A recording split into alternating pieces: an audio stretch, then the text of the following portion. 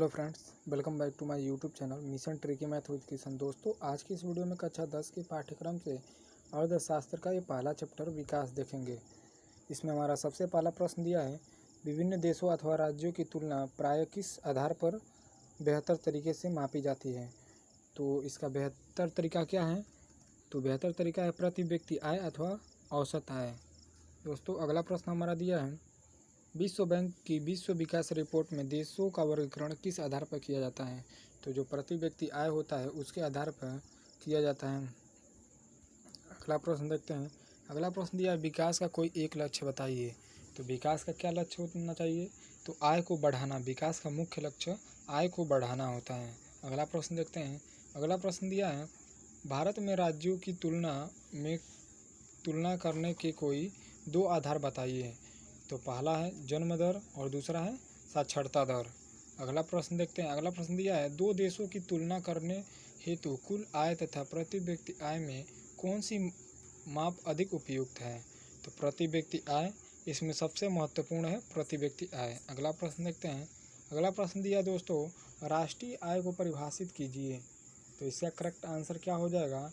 एक लेखा वर्ष में किसी देश में उत्पादित वस्तुओं और सेवाओं के अंतिम बाजार मूल्य के जोड़ को राष्ट्रीय आय कहते हैं। अगला प्रश्न दिया है, प्रति व्यक्ति आय से क्या तात्पर्य है। तो प्रति व्यक्ति आय से क्या तात्पर्य है दोस्तों? तो राष्ट्रीय आय को कुल जनसंख्या से भाग देने पर प्राप्त संख्या को प्रति व्यक्ति आय कहते हैं। सूत्र दिया है, प्रति व्यक्ति आय बराबर राष्ट्रीय आय बटे जनसंख्या। मान लीजिए किसी राष्ट्र की आय कितनी है? 5,000 है और वहाँ पे जनसंख्या कितने लोग निवास करते हैं? तो मान लीजिए हमने मान लिया 50 लोग ही निवास करते हैं। तो फिर इन दोनों को काट देंगे। काटने पे क्या होगा? 100 इसका प्रति व्यक्ति आय हो जाएगा। प्रति व्यक्ति आय कितना हो जाएगा? 100 हो जाएगा। और प्रति व्यक्ति आय से ही किसी देश की भी विकास को आधार माना जाता है। अगला प्रश्न हमारा क्या दिया है? अगला प्रश्न दिया है, आर्थिक विकास का क्या अभिप्राय है। तो आर्थिक विकास का अभिप्राय है जीवन को पहले से बेहतर बनाना। अगर आर्थिक विकास रहेगा तभी तो हमारा जीवन भी बेहतर बन सकेगा। अगला प्रश्न देखते हैं क्या दिया है। अगला प्रश्न दिया है, विकास के अंतर्गत अध्ययन किए जाने वाले किन्हीं दो प्रश्नों को बताइए। तो जिसमें पहला हो जाएगा, व्यक्तियों को किन अनिवार्य वस्तुओं की आवश्यकता है। जीवन को अधिक बेहतर कैसे बनाया जाता है। मतलब विकास से रिलेटेड हमारे आए दिन में उपस्थित कौन कौन सी वस्तुएं हैं जो हमारी आवश्यकताओं को पूरा कर रहे हैं, उन्हीं के बारे में हमको पढ़ना है विकास के वाले चैप्टर में। तो इसमें ज़्यादा कुछ नहीं दिया है, केवल अपने ही बारे में दिया है। अगला प्रश्न देखते हैं क्या दिया है। अगला प्रश्न दिया है, विकास के अंतर्गत किसका अध्ययन किया जाता है। तो विकास के अंतर्गत जीवन से जुड़ी विभिन्न लक्ष्यों तथा उन्हें प्राप्त करने के उपायों का अध्ययन किया जाता है। अगला प्रश्न देखते हैं क्या दिया है। अगला प्रश्न दिया है हमारा, विकास के कोई दो प्रमुख लक्ष्य बताइए। तो जिसमें विकास का दो लक्ष्य कौन कौन से हो जाएंगे। तो प्रति व्यक्ति द्वारा अपनी आय को अधिक करना, नियमित एवं बेहतर रोजगार प्राप्त कर लेना।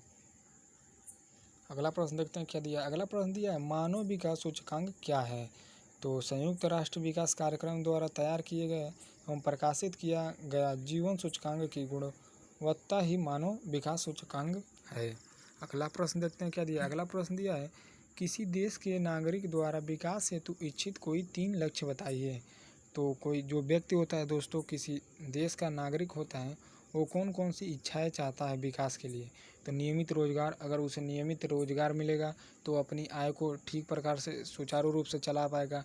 आय को अधिक से अधिक करना, अगर मान लीजिए रोजगार गारंटी योजना में कर रहा है, नरेगा में काम कर रहा है, तो उसे 202 रुपये मिलेगा। वो चाहेगा कि हमें इससे अधिक से अधिक पैसा मिले ताकि वो अपने जीवन के सभी कार्यों को पूरा कर सके। स्वतंत्रता एवं सुरक्षा, वो काम भी करे और उसकी स्वतंत्रता भी हो, दो लोगों के बीच में कुछ कहने की भी, और उसका सुरक्षा भी रहे। अगला प्रश्न देखते क्या दिया है। अगला प्रश्न दिया है हमारा,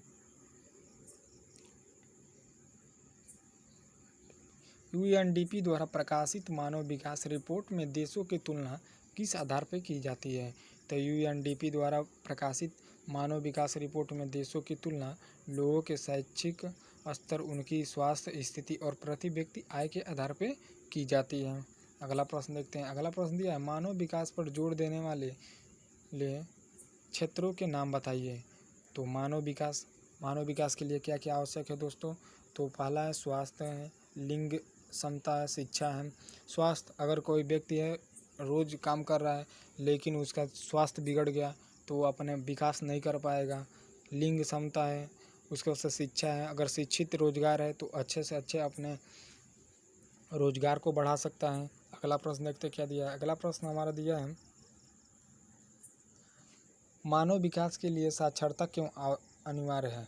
यहाँ पे मानव विकास के लिए साक्षरता मतलब पढ़े लिखे होना क्यों आवश्यक है? तो साक्षरता से मानव क्षमताओं में वृद्धि होती है जिससे मानव का विकास होता है। अगला प्रश्न देखते हैं। अगला प्रश्न क्या दिया है, साक्षरता दर के आधार पर भारत के किस राज्य की स्थिति सबसे बेहतर है? तो इसका करेक्ट आंसर क्या हो जाएगा? केरल। यहाँ पे कितने प्रतिशत साक्षरता है दोस्तों? तो इसका आप हमारे कमेंट बॉक्स में इसका आंसर देंगे। इसके साथ ही आप उत्तर प्रदेश की साक्षरता दर कितनी है इसका भी आंसर आप हमें बताएंगे कमेंट बॉक्स में।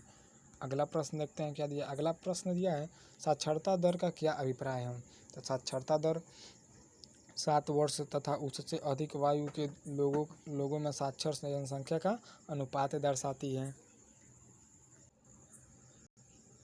आज की वीडियो में बस इतना ही। मिलते हैं अपने अगली वीडियो के साथ। दोस्तों अगर आपको वीडियो अच्छा लगे तो लाइक करें, शेयर करें और अपने दोस्तों के साथ शेयर भी कर दें ताकि वो लोग भी हमारे वीडियो का लाभ उठा सकें और अपने पढ़ाई को आगे बढ़ा सकें। धन्यवाद।